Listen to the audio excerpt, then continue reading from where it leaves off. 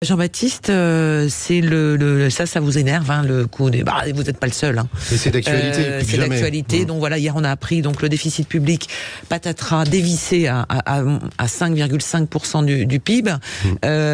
C'est presque 16 milliards de pire que prévu.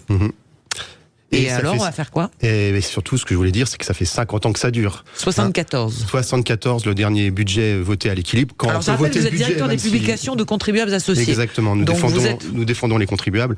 Et donc, nous, ce qu'on voit depuis 50 ans, l'association n'existe pas depuis 50 ans, mais 50 ans de budget déficitaire. Encore une fois, quand il n'a pas été voté ces 2 dernières années. Et c'est une accumulation de quoi ? C'est une accumulation de déficit d'année en année, droite comme de gauche. Là, pour le coup, il y a pas à faire de jaloux. En France, on est très fort. On va être champion olympique. J'espère que ces Jeux vont très bien se passer.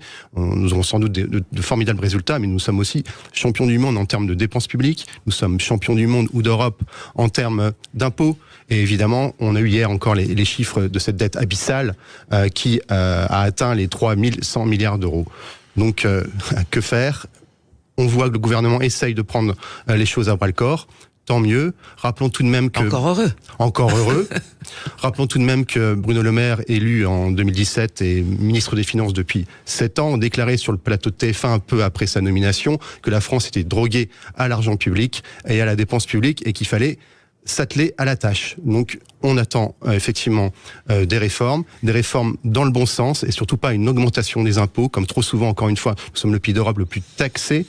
Donc, ce que nous, on souhaite, nous, contribuables associés, nous demandons, c'est un adage, je crois que c'était une petite phrase de Michel Audiard, il faut demander plus à l'impôt et moins aux contribuables.